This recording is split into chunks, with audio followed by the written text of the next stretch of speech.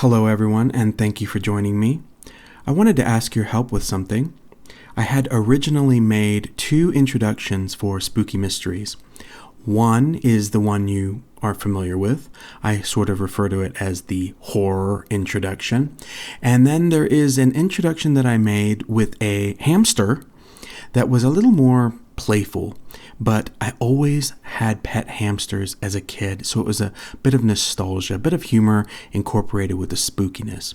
So I wanted to just sort of get a poll in the comments and see which you prefer, the hamster or the horror.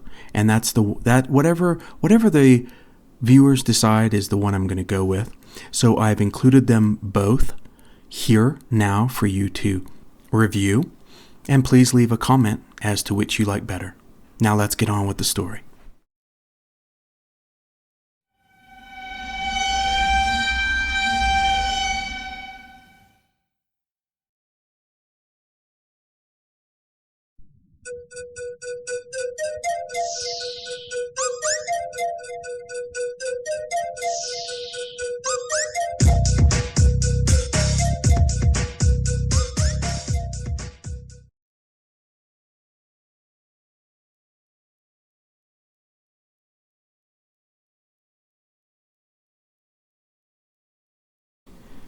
In the early 1950s in Manila, Philippines, a teenage girl writhed on the floor of a jail cell and moaned as if she were in terrible pain. Suddenly, she sat upright, her eyes wide, her arms flailing at some seemingly invisible foe. "Here he comes again," she screamed. "The monster has come, again, to bite me." The police officer, who had been posted to observe 18-year-old Clarita Villanueva, shook his head sadly at the distraught young woman's hysterical screams. He did not believe her wild tale of some bug-eyed monster with a black cape that flew around trying to chew her up. When the police found Clarita, she had been walking about on the streets of Manila, sobbing for someone to protect her from a monster. Her strange behavior had attracted a small crowd of observers from a nearby tavern, who stood by cheering her on as she struggled with her invisible attacker. She had been taken into custody under the suspicion of being either a drug addict or an alcoholic. It was a warm, sultry night in May 1951, just the kind of night that the police knew would bring out all of the city's undesirables. This girl was obviously one of them, the officer at the scene thought to himself. When the police medical officer, Dr. Mariana Laura, gave the teenager a cursory examination, he diagnosed her as having suffered an epileptic episode and advised that she be closely watched so she could not injure herself or someone else. He left the police station quite sure in his diagnosis. "Don't worry," the police officer guarding Clarita's cell reassured her as she crouched in terror behind the bunk in her cell. "No monster can get you in there. He couldn't get through the bars." "But he is coming," Clarita shrieked. "And he is drifting right through the bars." Then, before the officer's startled eyes, livid teeth marks began to appear on Clarita's upper arms and shoulders.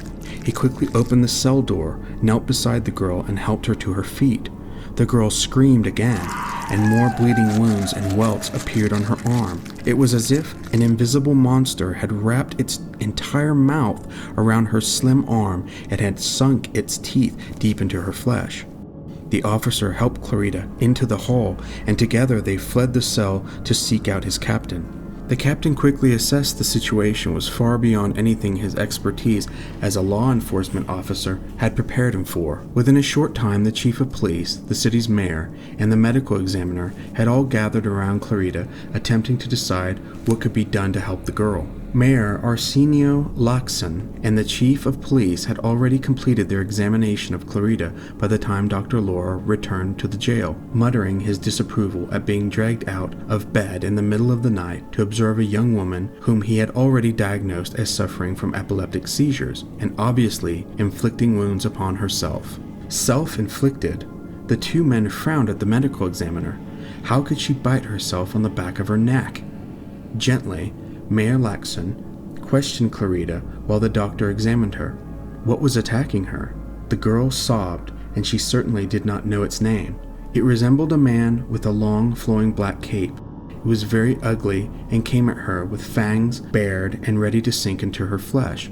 The medical examiner traced a forefinger over the indentations in the girl's skin. They certainly appeared to be points of teeth, and he had to admit the girl did not appear to be drunk or under the influence of any drugs. The police chief noted the date May 10th, 1951 on the calendar. A religious man, he had briefly entertained the notion that this might be the onset of a manifestation of stigmata, a replication of the wounds that Christ suffered during the crucifixion.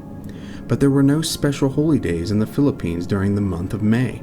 Clarita spent the rest of the night on a bench in the front office of the police station, closely attended by an officer who had been assigned the task of keeping watch for a monster he had not seen with his own eyes. The next morning, the girl was brought to court to face charges of vagrancy that had been levied against her.